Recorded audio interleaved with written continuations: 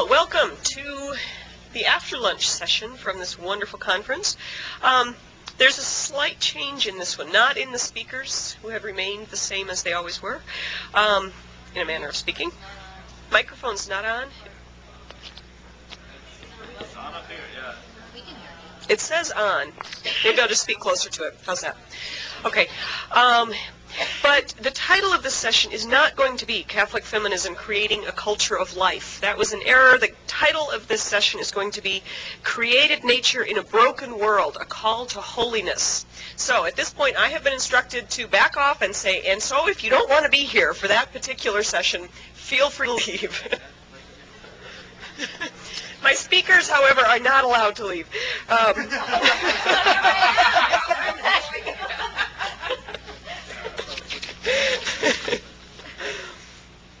Okay, with the adjusted title, we are really fortunate today because both of the people talking today just bring a wealth of experience to this session. I'm going to introduce both of them now, give them the microphone, and then we'll hopefully have time for questions afterwards. But let me just briefly say something about each of them. Margaret Monahan Hogan, or Peg, is the chair of the philosophy department at King's College. She has her doctorate from Marquette University, an MA in philosophy from Fordham University, an AB in biology and chemistry from Immaculata College. She is an ethical consultant for Wyoming Valley Healthcare System, an ethical consultant for the Allied Health System, as well as an ethical consultant and resource faculty for the University of Notre Dame Medical Ethics Conference. Many of you come to that, so you're probably familiar with her from there if you haven't met her other places. She's also an ethical consultant for the Independent Review Board for the Diocese of Scranton. She was a visiting fellow last year, 2 years ago, I guess, visiting fellow at the University of Notre Dame Center for Ethics and Culture, founding director of the King's College Center for Ethics and Public Life, member of the board of directors of the Center for Academic Integrity, as well as the wife of Dr. Thomas P. Hogan, provost and professor of psychology at the University of Scranton, and the mother of 6 children. And if that doesn't give you an inferiority complex, I don't know what would. So we are really delighted to have her here. She's just a wonderful person and a wonderful resource for this conference. Our other speaker is Laura Garcia, who is currently teaching at Boston College. She has taught prior to this at Rutgers University, at Georgetown University, and at the Catholic University of America. Her PhD is from Notre Dame here. And she has this huge list of publications that I am not going to read all of them, but they range from topics of St. John of the Cross to a personalist understanding of marriage to religious values and politics, just a wonderful range of issues. She doesn't limit herself to academic publications and presentations. The list of those is also very long. But she's also involved in general publications, discussions in the general press, radio interviews, discussions on pro-life feminism, one of the things she's very well known for, Pope John Paul II on women, the meaning of grace, Christian marriage, wonderful, wide-ranging papers and presentations on topics that, of course, are of central concern to living in culture today. So I would like to thank both of you very much for coming. We're excited to listen to you, and I will turn it over to you.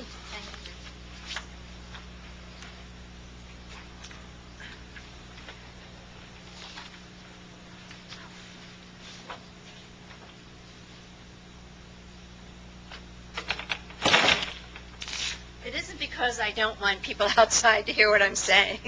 It's just I think it'll be quieter in here.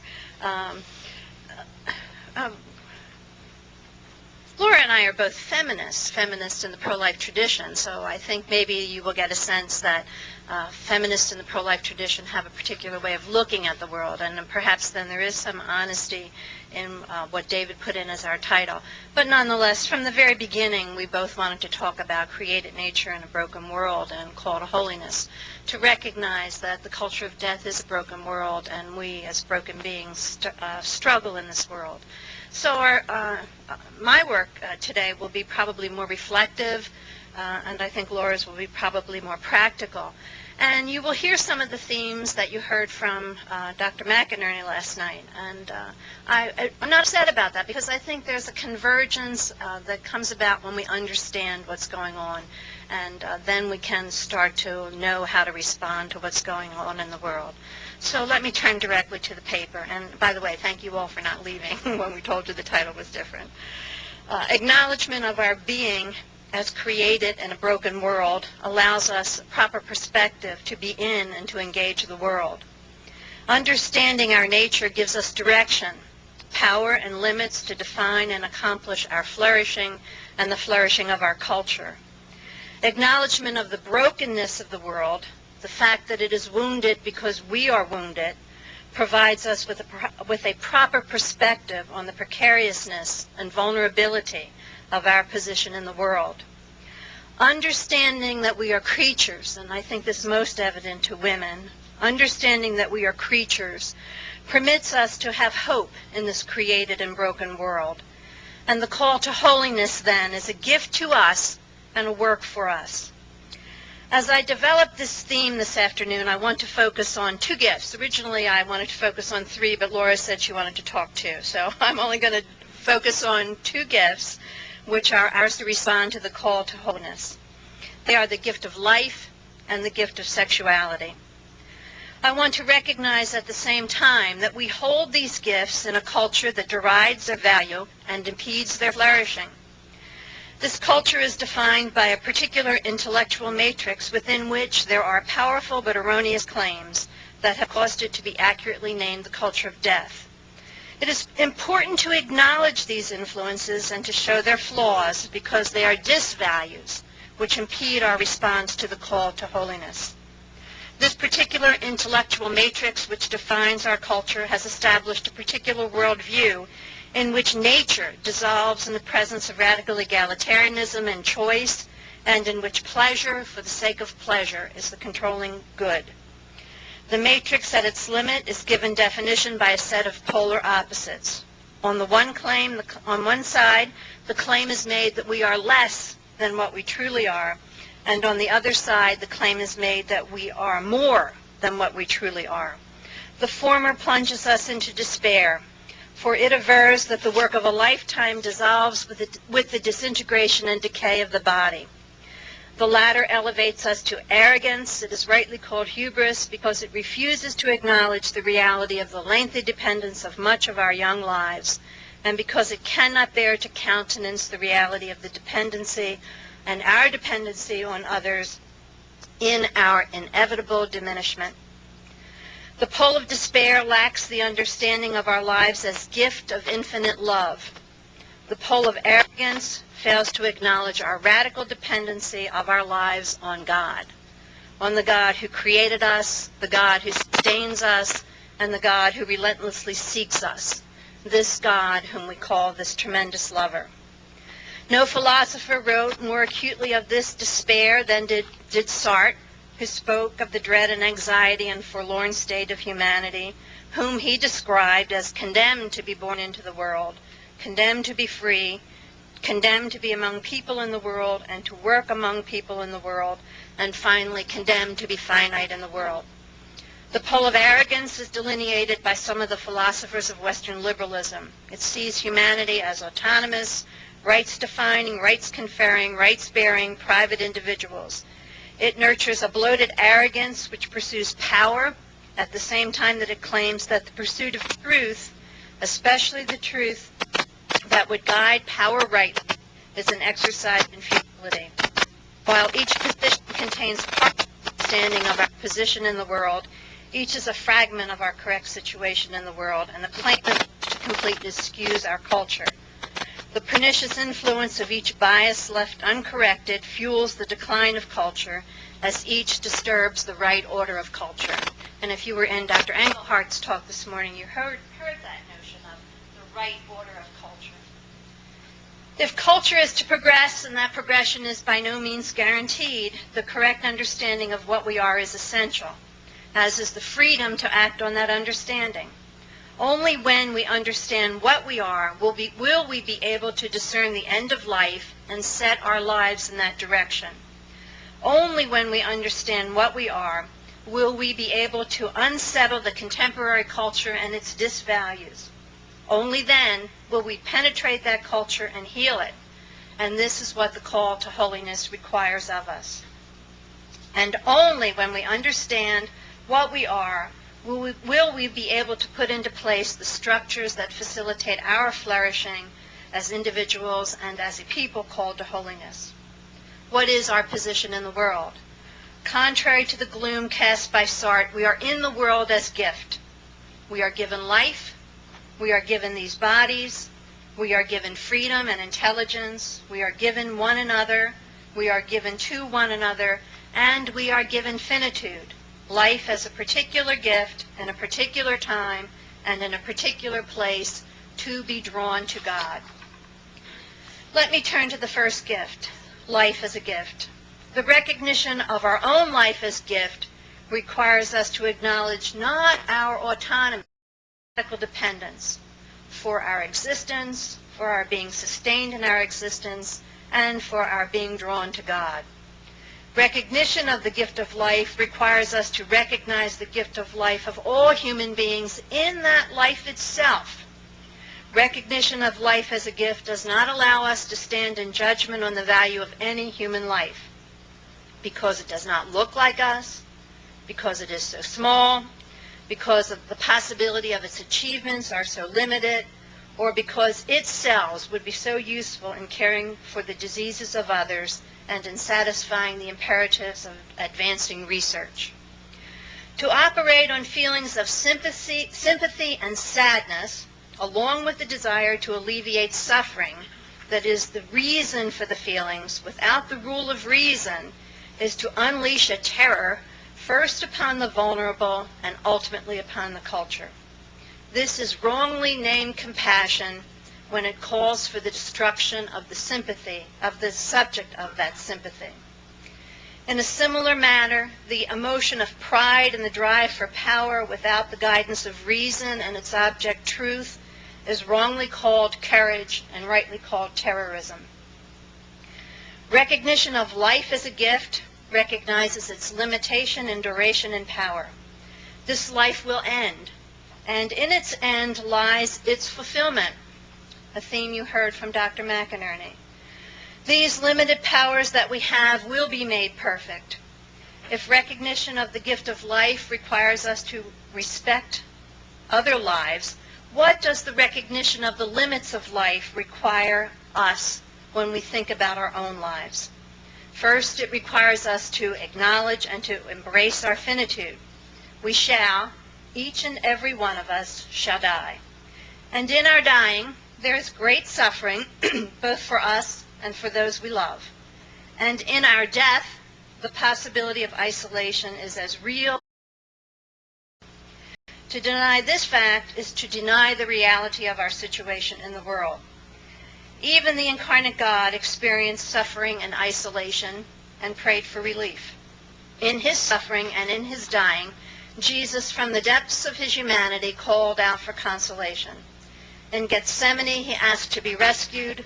He revealed to his friends his grief and anguish, and he asked them to stay with him. And he was sorely disappointed by their failure to remain. He experienced abandonment, and at the end he cried out to his Father to rescue him. And at last he placed himself in his Father's care to be received by his Father. This journey will be ours. While the expectation of limited duration and the anticipation of joy in union with God may, on a cognitive level, mitigate its sting, the sting must be endured. This final enduring is our last opportunity to reach out to the power of God, to affirm once and for all our radical dependence on God. The grasp of this truth by each one of us for our own lives requires us to walk the path between viewing death as the greatest of evils and viewing death as the greatest of all goods. The grasp of this truth requires us to hold simultaneously grief and joy, too difficult a task for a broken creature on her own. The consequence of this truth calls us to be both active and passive, to be in a particular way and to do particular sorts of things. The passivity relates to our own dying, and the activity relates to the services that we render to others in their dying. In our dying, we must be prepared to submit in our dependence on each other and to God. No one wrote more clearly of this nor lived this more fully than did Father Richard McCormick, a giant of a man whose works I'm sure you're familiar, and a giant of a moral theologian. In his words and in his living to the very end of his life, he frequently reminded us that dependency, whether from age or illness, is a call to cling to the power of God.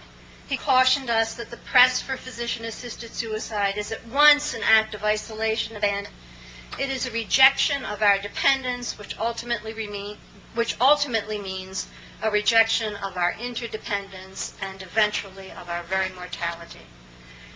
In the presence of dying others, we must affirm our interdependence as we provide services and places within which human beings who are experiencing, as did Jesus, crushing sorrow, anguish, and abandonment, will receive care from loving people who will wash and touch and anoint their bodies, and who will, at the end, by their very presence, sustain in the hope of those whose journey to God is in its final stages. And for their part, the dying, and we who will die, have one last lesson to teach the world. What we need to teach is we need to teach patience in our dying. And in our dying, as we are patient, we will imitate God who is patient. God who endured the cross, and God who endures us. Stanley Hauerwas suggests that if we as Christians could be patient patients, we might have a witness to our non-Christian neighbor. This is the call to holiness that Professor Engelhardt talked about this morning. And in that witness lies the power to transform culture. The second gift that I want to talk about is the gift of sexuality. The gift of life is the gift of a particular kind of life. It is embodied, and its embodiment is sexual. We are in this world as women and men, and as women and men, we are drawn to one another in particular ways, because we are physical, emotional, passionate, rational, and spiritual beings. We are drawn to each other, and we strive for each other physically, emotionally, passionately, rationally, and spiritually. For most of us, the gift of sex is accompanied by the gift of marriage, the gift of being in the world as men and women, and the gift of marriage set limits and define ends for human flourishing in marriage. So it's not like when you get married you throw the book away. No, when you get married you get a different book. Marriage has a nature. Marriage is a lifelong heterosexual union between one man and one woman within which certain ends are to be accomplished. Marriage has a sign which signifies marriage, and marriage has a sign which signifies and contains the reality of marriage. The sign which signifies marriage is the faithful union of Christ and the Church. The sign, though, which signifies and contains the reality of marriage is the act of sexual intercourse. It is conjugal intercourse.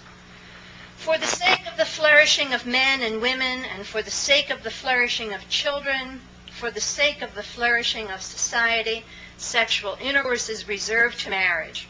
Here it serves as at once, the individual human good of a particular man and a particular woman, and the good of their union. In this act lies the possibility of the gift of children, and the possibility of this great gift requires responsibility in the exercise of that act. For it is not just the existence of children, but their flourishing as rational beings, and their flourishing as God's children, destined to union with God, that is the struggle of men and women who would be parents in the vocation of marriage. The gift of pleasure that is found in conjugal intercourse is not just its exquisite sensual pleasure, that is there, but that pleasure, as it disposes husband and wife toward the progression in friendship, and then to love of each other, that love of each other that is promised to be realized by men and women in the joy of marriage, but ultimately to allow them the experience of the ultimate joy of union with God. In the work of Thomas Aquinas, there is much wisdom on the nature of marriage, and I want to plumb some of that wisdom today because I want to apply it to some of the particular problems that are vexing us in this contemporary moment in regard to marriage. Thomas Aquinas has wrote on marriage in the commentary on Book 4 in the Sentences, which is entitled The Supplement to the Theologiae most frequently, and in the third book of the Summa Contra Gentiles. In these synthetic counts, which are built on elements found in Aristotle, the Scriptures, and Augustine, Aquinas offers, in addition to the description of marriage as an institution for offspring and the remediation of concupiscence, observation of marriage as a natural relationship, a union between a man and a woman. This relationship, he says, a tie between a man and a woman, results from the combination of the action of free will and the natural inclination of men and women to each other. In addition to the explicit description of marriage as essentially a heterosexual union, Thomas designates two ends to be accomplished within marriage. They are the principal end, offspring, and the secondary end, the mutual service which married persons render to one another. In the distinction 27 of Book 4, he develops this notion of the kind of joining that is appropriate for marriage, and he talks about it as this joining between two lawful persons, between one man and one woman, and he talks about the force of the joining. He indicates that this force of the joining is so great that it is indissoluble. And this is very important to focus on, this kind of joining that he talks about, that is marriage. In his characterization of the kind of joining that constitutes the union that is marriage, Thomas describes marriage in two ways, one as a unity of purpose and the other as a unity of being. I will focus much more on the unity in being than on the unity of purpose. There's a great deal that has been written on the unity of purpose in marriage, but not quite as much written on the unity in being. And I think a refocusing which includes the unity in being helps us with some of the problems that are vexing us today. He says, in regard to a joining of purpose, by marriage, certain persons are directed to one begetting and upbringing of children, and again to one family life, in respect of which we speak of husband and wife. In regard to the joining in being, he speaks about the bond. And he says the bond between the spouses is the reality contained in marriage.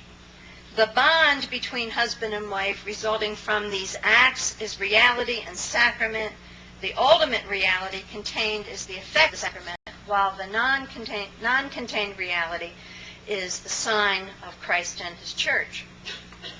Moreover, Thomas notes the physical and spiritual aspects of the union which contribute to its constitution as a personal union when he says the joining together is a joining of bodies and minds as a result of matrimony. And again, in describing the marital union, he says, for the joining of husband and wife by matrimony is the greatest of all joinings, since it is a joining of soul and body, hence it is called a conjugal union. Because marriage is in its essence a joining together, Thomas maintains that reference to marriage as a conjugal union is appropriate. Furthermore, in the consideration of marriage as a relation, Thomas maintains that every relation has a unity in the cause of the relation and a diversity inasmuch as the subjects that are related in terms of the causes are diverse subjects. Now, inasmuch as marriage has a unity of purpose and a unity in being, it has a cause that relates the diverse subjects in the unity of person, and a cause that relates the subjects in the unity in being. In regard to the unity of purpose, the cause that relates the subjects is procreation, and the diverse subjects are man and woman as potential parents. In regard to the unity in being, the cause that relates the subjects is the marriage bond. The diverse subjects are man as inclined to woman and woman as inclined to man. The marriage bond is what is being caused. As a reality in the objective order, then, marriage is an entity constituted in the real relation of subject to subject. The relation, as a union, is established as a nexus or connection between two persons who are in their very nature mutually ordered to each other. The spouses, as the principles of the relationship, are those whose to be, precisely as spouses, is to be ordered to each other. Each acts in each other, each is acted upon the other. The spouses are related as the complementary principles of the new, which is the marriage. The marriage is a being in and of itself. The marriage then, reified as the marriage bond, is the appropriate juridical entity in canon law. It has privileged standing in the legal order. So too, the marriage bond itself is the moral entity in the ethical order. This understanding of the nature of marriage sets up a framework for explicating some vexing issues in our contemporary culture. Within this understanding of marriage, the rudiments of a response to the pressing question of the possibility of homosexual marriage lies, as well as the rudiments to responses of other pressing issues.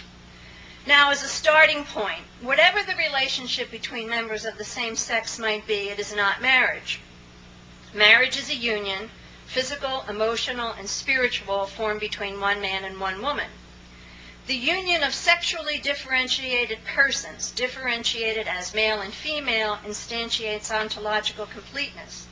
It is a unity in being as well as a unity of purpose. The unity in being, which is the marriage, can only be constituted by one man and one woman. Marriage requires the complementarity of two specific kinds of persons who, in their very nature, are mutually ordered to each other. Marriage is a unity on the level of essence. While other types of complementarity may be possible among human beings as types of moral unions or unions of activity or purpose, the very nature of marriage, its to be, requires a particular kind of complementarity to form its unique kind of union. This new reality, the marriage, lasts as long as the partners live. This union provides a loving matrix for the generation and nurturing of children, and this union provides the intimate, stable relationship of the appropriate satisfaction of sexual pleasure. The possibility of forming a particular kind of physical union, the possibility of forming a particular kind of physical union, as well as a particular type of rational and spiritual union, is required for marriage regardless of whether or not the physical union is ever actualized.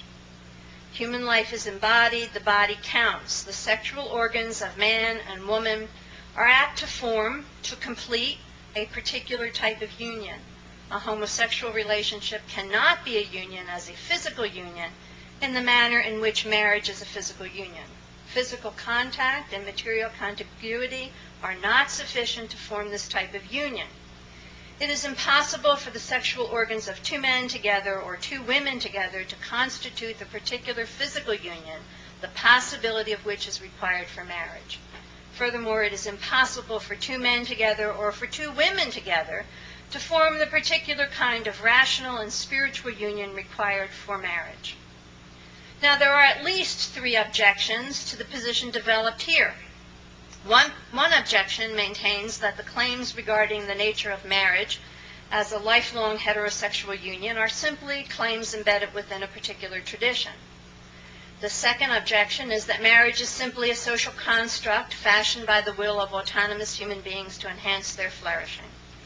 And the third objection converges around a set of ideas that, A, there exists a variety of sexual manifestations in male and female, and B, there exists many different kinds of complementarity between human beings. The sexual complementarity of male and female is just one instance of possible complementarity. And C, other complementarities must be recognized and other types of unions must be acknowledged. And D, where unity of purpose is accompanied by commitment and would be enhanced by sexual intimacy, it should be permitted. Let me address these objections. In regard to the first objection, as a lifelong heterosexual union is a traditional claim, but that does not mean that marriage thus understood cannot be correct, or that marriage thus understood has no place outside a particular tradition. This understanding of the nature of marriage is affirmed in many traditions and has been affirmed over time.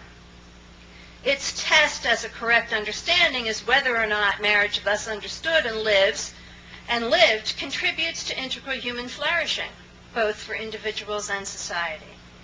The answers to this test are to be found in the concrete data of human living.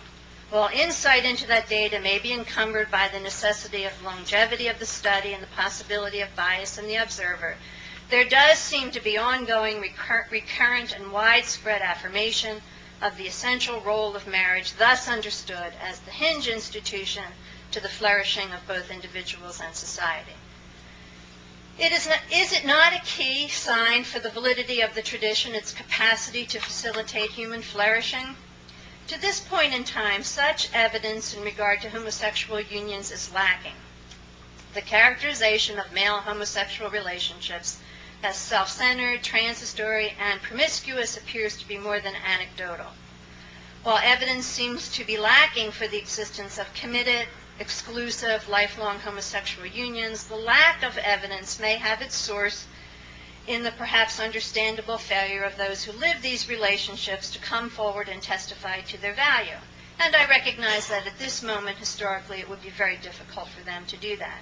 On the other hand, there may be no such evidence. So again, that waits the test of time. In regard to the second objection, marriage is not a social construct. Marriage has a nature that is both real and rational. Marriage has essential properties which are manifested over time in the being and the becoming of marriage. In the delineation of the essential properties of marriage, human reason confronts an existing reality, insight into whose nature may be gained more or less completely, but whose nature cannot be deconstructed and recreated by wish. Human beings are free to enter into marriage or not, but human beings are not free to decide the nature of marriage. What is required for the study of the essential nature of marriage is an adequate epistemology, which is capable of accomplishing a more complete metaphysics, which guides the formulation of a proper ethics. Insight into the nature of marriage, just like insight into the nature of anything else, requires time and study. It makes no difference whether it is something in the physical world or something in the moral world. Reason raises the question, what is it? This initiates inquiry. And the question, is it so, demands verification, and we ought not to rest until verification is accomplished. We need to continue and continuously do that in regard to marriage. In regard to the third objection, there may be occurrences of sexual differentiation other than male and female, but these have appearance of aberration and disorder. Second, there are manifestations of different kinds of human complementarities. However, these complementarities themselves have to be assessed and have to be actualized in appropriate unions which are suitable for human flourishing. Complementarities in music bring forth the symphony. Complementarities in human learning, complementarities in athletic skills spawn basketball teams, football teams.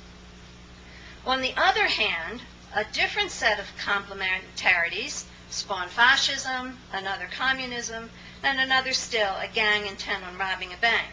The former set of complementarities are normally valued as order to human flourishing and assessed as good. The latter set of complementarities are normally valued as disordered and assessed as evil. The linkage claimed between the enhancement of committed sexual relationships and sexual intimacy has neither been established nor have defensible relationships been defined. Furthermore, when sexual intimacy becomes considered simply a more intense form of affection, limited to those in a special committed relationship, it becomes difficult to sustain defensible prohibitions of either intense affection and other important relationships such as student-teacher, physician-patient, trainer-athlete, parent-child, priest-communicant. Am I done? Is that it? Yep. Or did I have more time? Okay. Okay, thanks. For those of you at the back, there are just a few seats up in the front. If people want to sit down just a moment, and we will turn it over to Laura.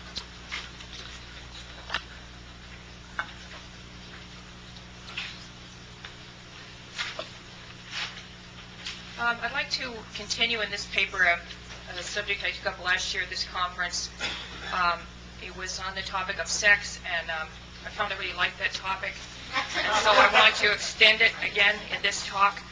And last time talked mainly about three different models of sexuality and contrasting them with the the view that one finds in the Christian tradition, and especially more recently in the writings of the Holy Father, John Paul II. And this time I want to focus, I guess, more on that last model, trying to develop and expand it a bit.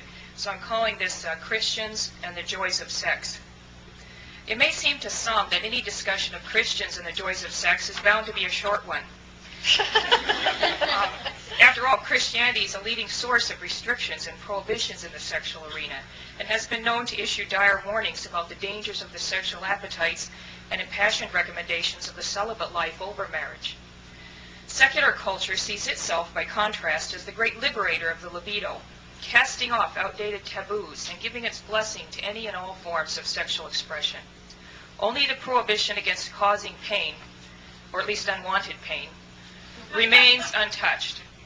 In this brave new sexual world, nearly everything is permitted. The promise is that this freedom of sexual expression will promote better relationships because more honest and open, fewer hassles because of universal access to contraception and abortion, and a lot more pleasure all the way around. But this is reality. In practice, removing the special status of sex and watching its accompanying moral constraints unravel has not produced anything like a utopian society. As we all learn at a young age, even if everything were permitted, not everything would serve our genuine good. Some actions ennoble and edify, others degrade and destroy. If sex is a meaningless or trivial activity, all our sexual relationships will be meaningless and trivial too. Perhaps some bought into the sexual smorgasbord mentality because they had in the back of their minds something like the following false dichotomy. Either sexual pleasure is always a good, or such pleasure is inherently bad. It can't be inherently bad. This much seems right, at least. Therefore, it is always a good. What slides into this handy syllogism is the unwarranted assumption that pleasure itself is good. Virtually any means one uses to achieve it is also a good. Clearly, distinctions are in order here, but it's not in the interest of either the entertainment world or the advertising industry to make them. It's not controversial, I think, to point out that our culture's current contempt for human life is aided and abetted by a profound confusion about sex. Indeed, a contempt for the understanding of sex that was informed in many ways by Christianity and which is so ably explicated by Peg. The time has come for Christians and others of like persuasion to offer our culture a course on sex education. The topics of such a course will not be the many types of contraceptives or the even more baroque varieties of STDs or Viagra or practical tips for power lovers. Rather, they will focus on the meaning of sex. If we can recapture something of what we have lost sight of in this department, the culture of life will be the first to benefit. Women and children will be primary beneficiaries as well, I think, but that's a topic for another time. The connection between actions and the pleasures that accompany them was discussed at least as early as Aristotle, and in this, as in many other things, one can learn a great deal from him. Aristotle argues that pleasure cannot be the chief end of human life, in part because we do not aim simply at pleasure itself. Pleasure accompanies various things we do, and the pleasure is intrinsic to those activities, so that one finds pleasure in them, but pleasure isn't an independent outcome that can be separated from the activities themselves. What we seek, says Aristotle, is not primarily the pleasurable sensation alone, but the pleasure of tea. Further, he argues that virtuous persons experience the greatest pleasures. Virtuous actions are genuinely productive of our good, and those who have acquired the virtues take pleasure in exercising them. One might also find pleasure in vicious activities, of course, but it would not be the same pleasure. In fact, it would be inferior in many ways, he thinks, not as lasting, more mixed with pain, unstable, and so on. In addition to this Aristotelian connection between activities and pleasures, might do well to contemplate the recent treatment of actions and their significance in the writings of Karl Wojtyla, both before and after he became Pope John Paul II. This theology of the body, as it's come to be called, is a rich source of reflection on the nature of the human person and covers ground far outside the normal boundaries of theology. For our purposes, I wish to mention just 3 insights. 1, actions reveal the person. Actions reveal the person. Because they are chosen freely and deliberately, they tell us much about the personality and character of the agent. The body is always the medium of communication with other persons. 2nd, bodily actions form the basis of verbal forms of communication. They are prior to and more fundamental than words, and there is a universality in them. In every culture, we can understand when someone's drawing attention to an object, say, by pointing to it or holding it up. We readily interpret the meaning of many facial expressions, especially smiles and frowns, as well as the import of various gestures or touches. It's impossible to imagine teaching someone a language, in fact, without the use of gestures. 3, for some actions, their meaning is inseparable from them. Their meaning is inseparable from them. They have a specific natural significance which attaches to them by a kind of physical necessity. We cannot alter that significance or that message, since we are not its authors, but we can confirm the message internally in our intentions and will, or we can internally reject it or try to distance ourselves from it. When we internally reject that natural meaning, we could be said to lie by our actions. We convey a message by our outward bodily actions that we repudiate in our hearts. Examples of such behavior abound. One thinks of the pain caused by an insincere smile or handshake, or of the surprise when a gesture of peace. Then there is the memorable scene in the Garden of Gethsemane when Jesus asks, "Judas, do you betray the Son of Man with a kiss?"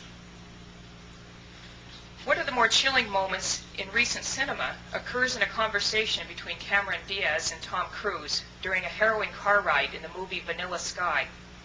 Cameron Diaz is at the wheel, but she is clearly on a psychological edge, and her tone and her erratic driving reflect this.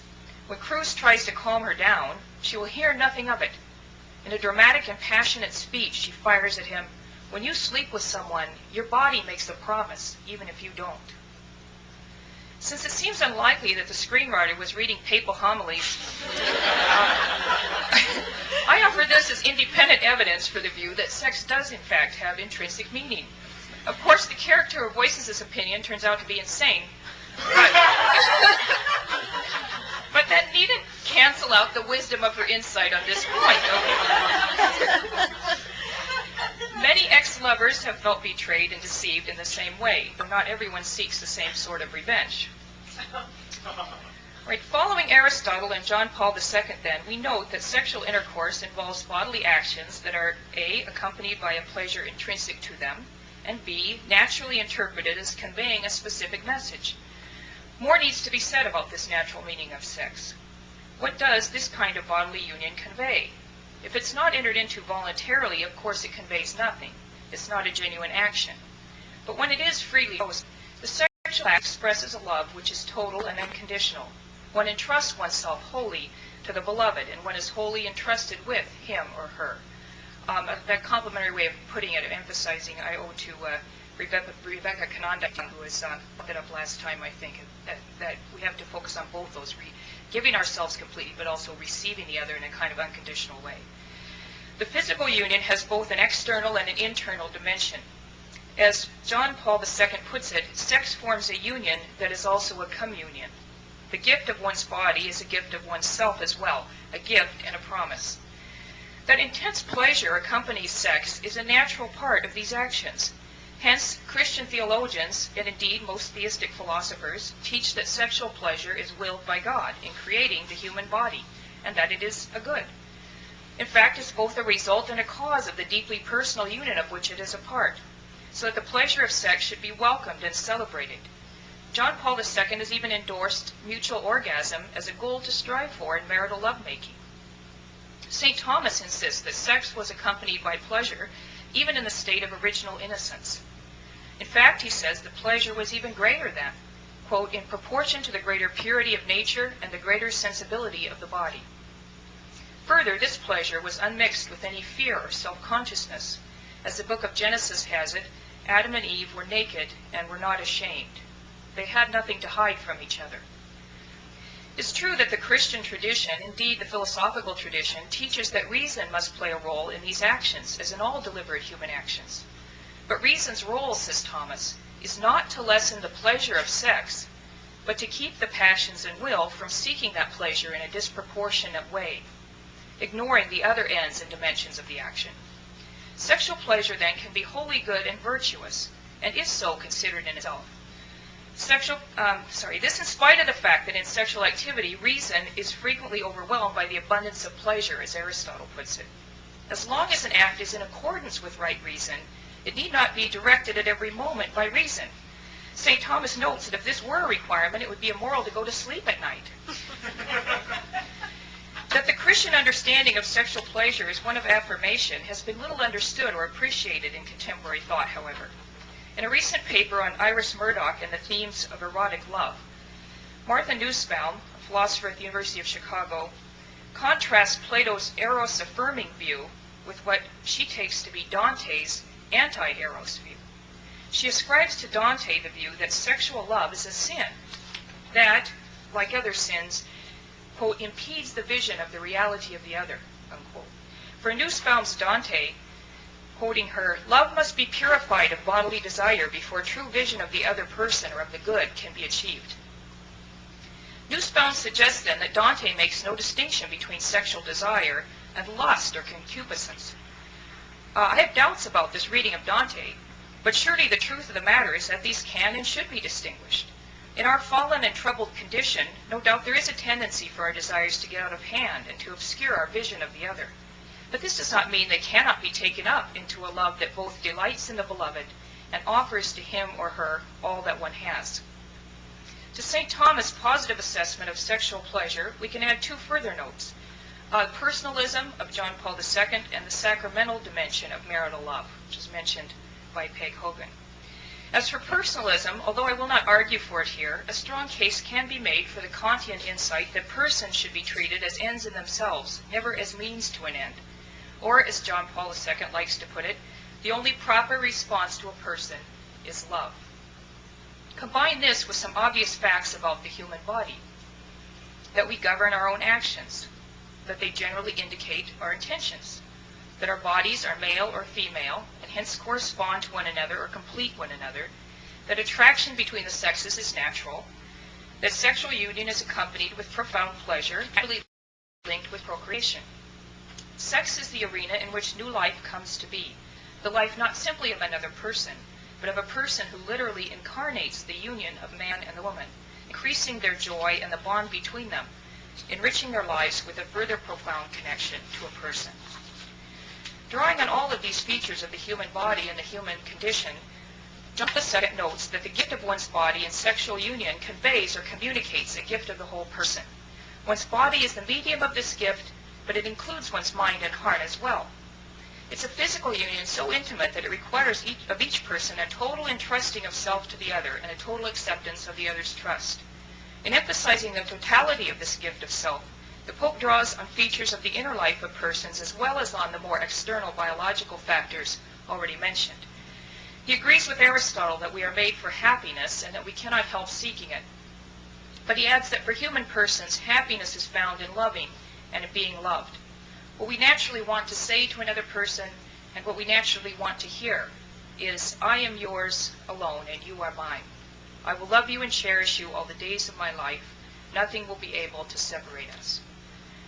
The natural connection between sex and procreation is perhaps the most fundamental element in the meaning of sex. Right? St. Thomas, as we saw, calls it the primary significance, primary meaning.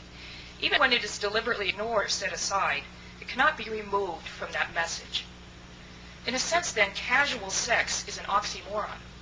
Sex cannot be made into something purely casual. In its potential for new life, sex projects us into the future. It says, among other things, that this person is someone with whom one would have children, and children are the commitment of a lifetime. Those of you who have adult children know this very well. There'll never be a time when your children are simply on their own, much as we might hope and desire that. Okay? Mine aren't here, so I can say that. One of the most obvious that sex plays in society is to continue the life of the community. As John Paul II puts it in his play, The Jeweler's Shop, the rings that a couple exchange in the marriage ceremony join the past to the future. Sex is the source of all the deepest ties that bind us to one another. When this fundamental dimension of sex is deliberately frustrated or rejected in some way, the message conveyed by the sexual act gets distorted as well. Though the Christian community is currently divided over the moral permissibility of contraception, it might be worthwhile reflecting on this question. To what extent has the contraceptive imperative we've been hearing for decades from Planned Parenthood contribute to the increasing trivialization of sex in our culture? Contraceptive sex, as so many have ably argued, introduces a partial rejection of one's lover and a partial withholding of oneself. One gives everything except one's fertility, one's potential motherhood, and one receives the other except for his or her potential fatherhood or motherhood. The deliberate sterilization of the Marriage Act means that it no longer projects the relationship into the future in the same way. It can begin to seem more the promise of a moment than the promise of a lifetime. Removing the potential for new life also means that in this act, at least, one does not accept the partner as a potential mother or father of one's children. The stakes are lowered. And of course, this is supposed to be freeing for the couple. No worries about pregnancy to intrude on the pleasures of sex for the time being. The difficulty is that in acts of this kind, one's partner becomes, in principle, replaceable by someone else, possibly even by something else. Why not multiple partners, or at least serial partners? Contraception interferes with the sense married people have that for as long as they live, no one else can take their place in the life of their beloved. On the other hand, as theologian William May argues, sex that is free from contraceptive interference naturally conveys that one's beloved is, as he puts it, unique and non-substitutable in one's life. Probably that phrase is not going to catch on as a song lyric, but although maybe a rap song. You're so beautiful, non-substitutable. Something like that. I haven't worked it out, but... Obviously. Thanks, Peg. You're welcome. Please don't try. Peanut gallery going on. Stick to philosophy. Okay. Right. Openness to children creates a certain atmosphere or ambience for sexual activity. It urges love to grow and the heart to expand. It keeps before each party's awareness the many dimensions, the richness of the beloved. It's a trust of perhaps the deepest kind. Not only I trust of my body and my happiness, but also I trust you with the happiness of my children. My contention is that knowing one is trusted in this way is deeply satisfying. Sexual activity, affirmed in all of its meanings, is indeed accompanied by great pleasure, even by joy. We need not deny that concerns about one's capacity to properly welcome and provide for a new child can at times interfere with the pleasure and spontaneity of sex, although there is Aristotle's point that such rational calculations tend to fade during sex itself, anyway. But there are natural methods of family planning that one can turn to in such circumstances while leaving the meaning of sexuality itself wholly in place. The fear factor, to the extent that it is a problem for a couple, can also be an occasion for fruitful reflection and conversation about the value of children in comparison with other values and the possibilities of leaving the future more open to God's providence. A common response to the view I've been promoting here, that there are some moral objections to contraceptive sex, takes this form. Within a marriage relationship, at least, there's no need for sex to be open to procreation in every instance. The suffice for preserving this connection if sex is sometimes open to procreation, or if the couple isn't opposed in principle to having children. And I believe this does indicate a significant, even a seismic difference between sex in marriage and sex outside of it. Of course, very important. However, I think the reasoning here is not wholly adequate, and so in response I offer these considerations. Since a couple's desire to have another child will likely be less frequent than their desire to make love, just guessing, the vast majority of sexual acts within a contracepting couple's married life will be acts that are deliberately sterilized in some form or another. This blunts the capacity of these actions to convey the deeper meaning that they would naturally convey, even in marriage, where children are anticipated at some point. Each of our acts has meaning, just as each of our words has meaning. And when on any occasion we say one thing with our bodies while denying it in our minds, we do an injustice to the truth and to the other person. This is not to say that all such acts are going to be morally blameworthy. Of course, certainly our culture's ability to appreciate these considerations I'm offering here has been deeply blunted by decades of loud pronunciations on the other side, or sometimes by an even louder silence, even in our own churches, Catholic or Protestant. To take a more empirical, then maybe objective approach for a moment, we must remember that the rationale for legalizing use of contraceptives in the courts was eventually extended by them to strike down laws against premarital sex and sodomy. The promise of so-called reproductive control and the unrestrained exercise sexual desires came to seem a fundamental human right. That the Supreme Court's decision to overturn laws against abortion, to some of those earlier decisions, with their language of privacy and entitlement, might be more than coincidental. Having handed over the keys to the gate of life, as it were, it became harder to resist surrendering the keys of death. As one further indication of the connections among these issues, consider a book published in 2000 by Midas Deckers, bearing the provocative title, Dearest Pet, on Bestiality. You didn't know what you're in for, did you? You had your chance to go. Nerve magazine, you can access that at nerve.com, by the way, just for fun. Nerve magazine in April of 2001 published a review of this book written by philosopher Peter Singer of Princeton University, a veritable high priest of the culture of death. Singer opens with this observation. Not so long ago, he says, any form of sexuality not leading to the conception of children was seen as, at best, wanton lust, or worse, a perversion. Parenthetically, this misrepresents a tradition which, as we have seen, does not require that sex lead to procreation, only that it remain open to it. But we go on. The idea that it could be wrong to use contraception in order to separate sex from reproduction is now merely quaint. If some religions still teach that masturbation is self-abuse, that just shows how out of touch they have become. Sodomy, that's all part of the joy of sex, recommended for couples seeking erotic variety. Unquote. Singer goes on to celebrate the fact that the sexual preferences of gays and lesbians are growing more accepted day by day, and during President Clinton's Monica days, says Singer, quote, no one dared suggest that he was unfit to be president just because he had taken part in a sexual activity that was, in many jurisdictions, a crime. As I recall, some did dare to suggest this, but maybe they're not people that Peter Singer talks to. Singer clearly rejoices in the mentality that treats masturbation, even sodomy, as no big deal. After all, the main objection to them was simply from procreation. But then one has to wonder why the big taboo against sex with animals. As Decker's book illustrates in unpleasant detail, according to Singer, I found this book wasn't in our library. I've got to say, I wasn't not unpleased to find that, but it's not as though people aren't doing it. The reason they don't yet talk about it at dinner parties, says Singer, is not that it's in some way intrinsically problematic, but that, quote, in the Judeo-Christian tradition, we've always seen ourselves as distinct from animals, and imagined that a wide unbridgeable gulf separates us from them. Humans alone are made in the image of God. Only human beings have an immortal soul. You can hear the sarcasm. Singer admits the existence of a few non-theological defenses of a unique place for human beings, with Immanuel Kant serving as Exhibit A. Alas, according to Singer, this tradition just misses the mark. We're not particularly different from the other animals, and sex is one area that makes the similarities most obvious. Human sex organs are similar enough to those of other mammals that apparently it's possible, for men anyway, to experience sexual satisfaction with a calf, a sheep, or even a hen. Though this doesn't turn out that well for the hen, it seems.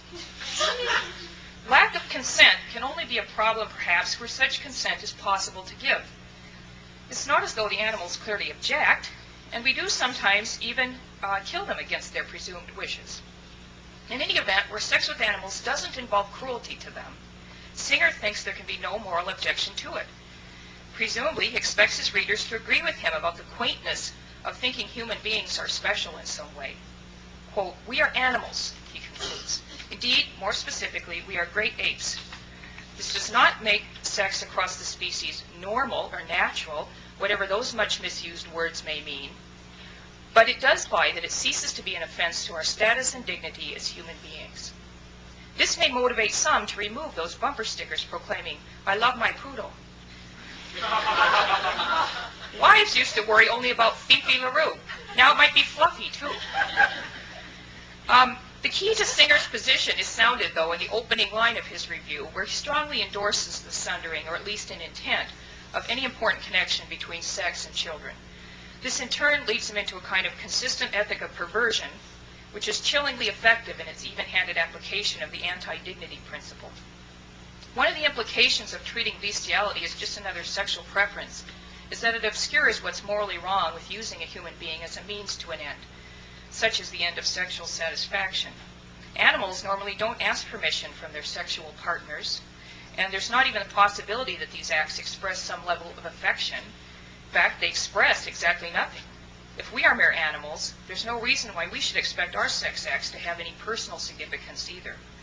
During the sexual revolution of the 1960s, at least there was some mention of love in slogans like "free love" or "make love, not war."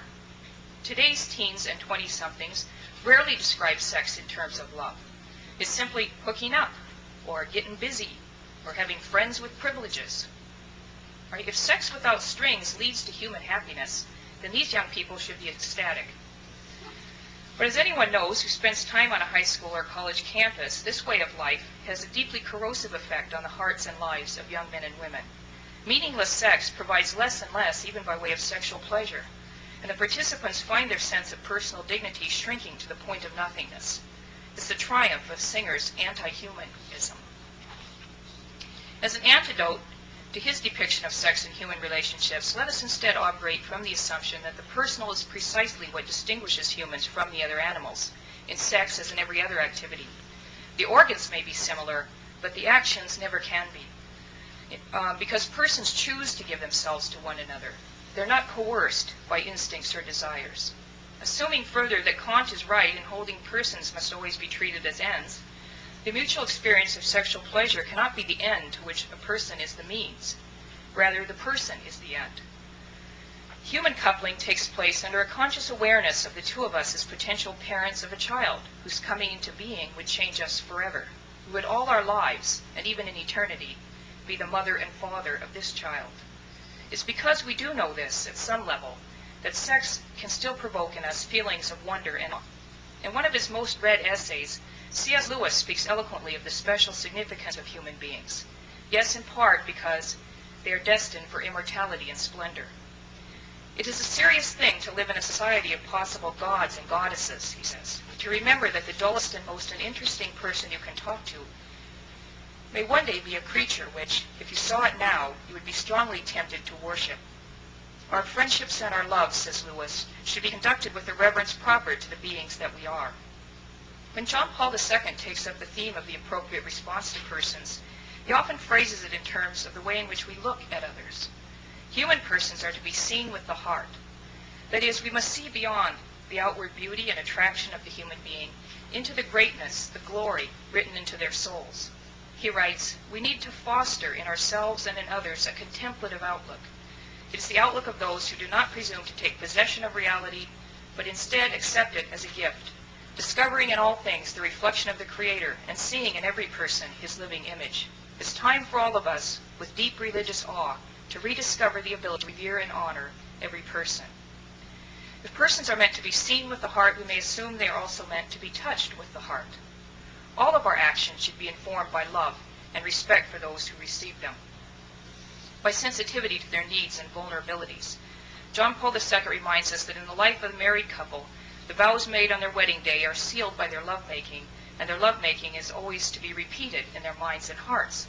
Married life is meant to echo and re-echo, in good times and bad, in sickness and in health, in words and in deeds. I am yours, and you are mine.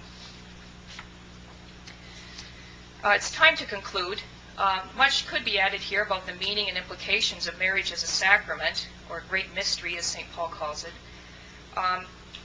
In New Testament theology, marriage is an icon of the love of Christ for the church. If in marriage, then, the body is so central to the personal union, we can only suppose that the body is similarly included in that fuller union with Christ that awaits us in heaven.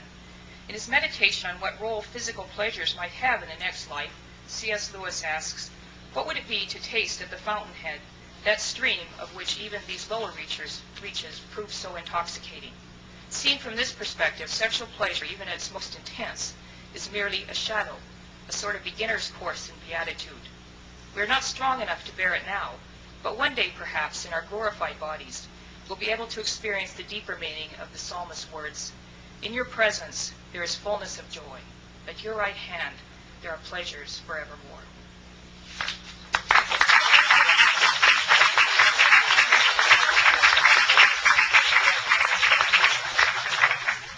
Okay, thanks to both of our speakers, and since they both kept it right on time, we have time for questions. So I see one right now. They're going to field their own, so if you would direct the questions to them.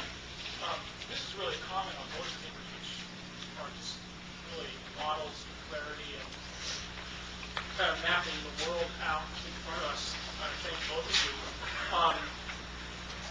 These comment maybe these may not know in research, but I recommend them to strengthen everything that you said.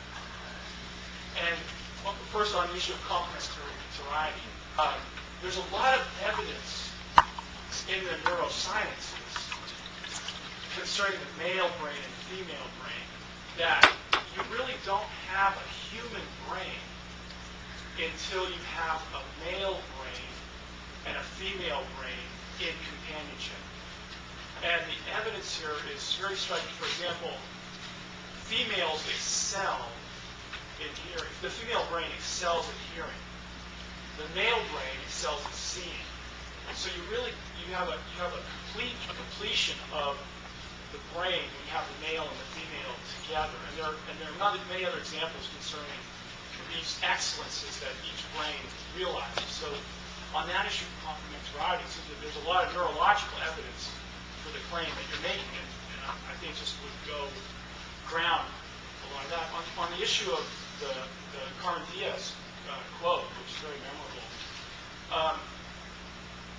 the hormonal evidence, the evidence concerning hormones bear out that claim, that actually the body does, for example, the hormone oxytocin in sexual relations is typically released. It does commit the sexual partners to one another, not specifically. And there are corresponding hormones concerning providing that are released, that bear upon male activity concerning providing for she with whom sexual intercourse is occurring, and for offspring, things like that. So there's a lot of empirical stuff out there that really complements these claims. Tom, I think that part about that's found in Thomas Aquinas and not really developed is a very important part, that notion that we have now unity in being. And we've really not focused on that. Most of the development of the tradition has been on the unity of purpose, that of creating children. And I think that whole concept of unity in being, this essential unity in which the two are parts, elements of, I think we need to go and develop that part much more fully than we have in the tradition. It's a very, very rich part. And I do think it's complemented in a lot of other places. The study, I think, will find complementarity in many places. One book I would recommend is just... Hang on, can I open the floor to other questions? Yeah. Okay. Other questions? Way in the back. Other than the complementarity between the sex organs and brains in heterosexual relations, what is really the essential difference between, as we define it, between sexual relations in a committed homosexual relationship and sexual relations in a heterosexual marriage in which infertility is intentionally chosen and perhaps permanent, as in the case of surgical sterilization? I guess I'm going to stand up. This was really where we ended the conference last year, our session on the conference, and that's one of the reasons I went back and developed this notion of ontological completeness, this notion of union in being, not just union in purpose. So I think what you're describing is a situation where this particular purpose, that is the purpose of generating offspring, is no longer possible. And I'd have to say, okay, I give you that, that in a homosexual relationship you're not going to have this, the generation of offspring. Similarly, in a marriage that has been permanently sterilized, or in a marriage that will never have children either by choice or by, as a matter of fact, the organs are not intact. So the point that I'm making is that there's something different to marriage. It's not just this union for a purpose. And I think that I guess my reflection is I think that's a very male way of looking at the world, and I think maybe that's why it got into the tradition much more quickly than this other part, because you got to make something, got to produce something, and so I think I think women are much more sensitive to the fact of relation, that we are in relation to one another, and that this relation is real, and that in marriage this relationship becomes complete. And it's completed not just in a physical way, but it is completed in a spiritual way, it's completed in a rational way. And I think that's what Thomas Aquinas is getting at when he talks about this union in being. That it is essential, that it is a new essence, that this new being comes into existence. It is the juridical entity in canon law. It ought to be the moral entity in our moral discussions. And so, I think this is, if you plumb the tradition deep enough, you're going to find the wisdom to the vexing questions of the contemporary era. And I think that's where I find one of the answers to homosexuality. Now, there are other answers. I mean, Ruth gave me the sign that said, sit down, your term is over. But, there are other issues that need to be developed. Is it okay for homosexuals to have a union of friendship? Of course it is. But remember, friendship, and Laura talked about pleasure and its proper place. The union of friendship has to be a friendship that is a moral union. It can't simply be a union of utility or a union of pleasure. So there's just a great deal in the tradition to help us with this vexing problem. And I just wanted to unpack a little bit of it coming off the conference last year and coming into the questions today. This notion that these two beings now become this new being, the marriage. The marriage itself is a being. The marriage itself is a being, and that's what makes a difference. Okay. I think we have time for one, maybe two questions if they're kept brief. Did I see one over here? Yes, I guess my question is a practical one. Both of you have talked about how procreation is the what was the primary part of a marriage, and how it does kind of water down what's going on if it's not at least an option that's available. And this I can see good ground for. But what my question is then, what do you do in practical life when, say, within the marriage, which you're already in, one of the partners is said, I'm not okay with this right now, and then where do you go? Because even though some people might think, I would like to have this as an option, it doesn't seem to me to be an ethical choice to say, well, we're just going to do this. Where I have known, people who have refused to do anything on that. Right. Right. What do you do when you're not in agreement? How do you live that way? Obviously there are different, ends at stake, and the end of the marriage and the unity there is a very important one. So if both couples aren't convinced about this, then to some extent, the person who has this view about that I've been promoting here, I think we'll have to accommodate their spouse. Sexually, of course, in other ways too. But you keep talking, right? You keep thinking about it, maybe reading and reflecting. Maybe I'm disagreeing with Peg here. I don't know if I am, but I guess I think that this view is maybe comes somewhat more naturally to women who do care about the relationship and its being fully sort of meaningful and significant, and want to see themselves as not replaceable and so forth.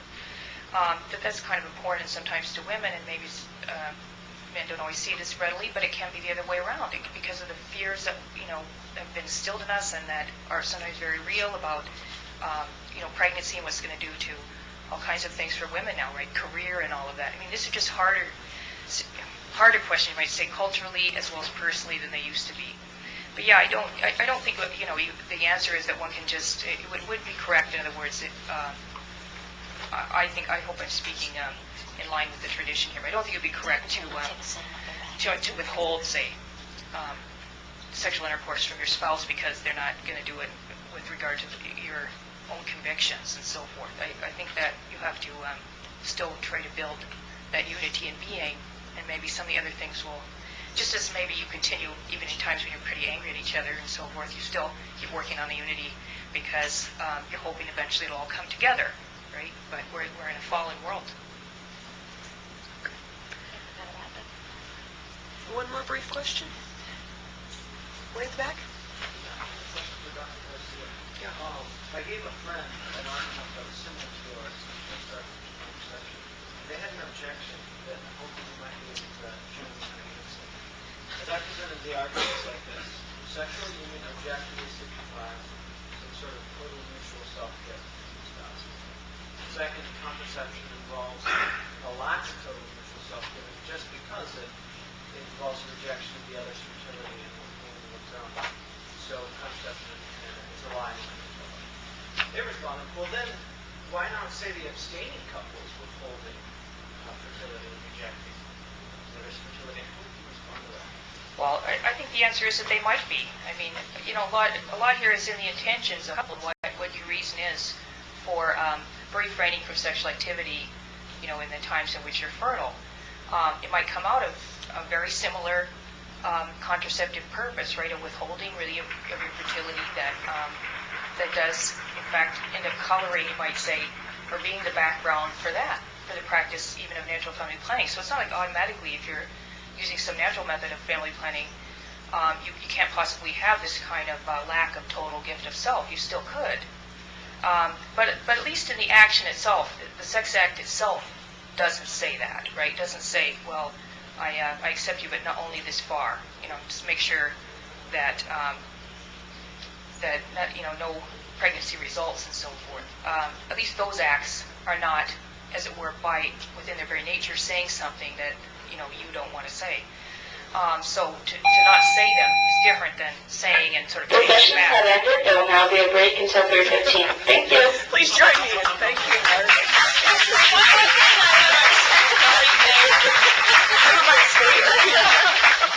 Boy, they're really, Thank you guys really very tough much. now with that. Beep. I know. Thanks.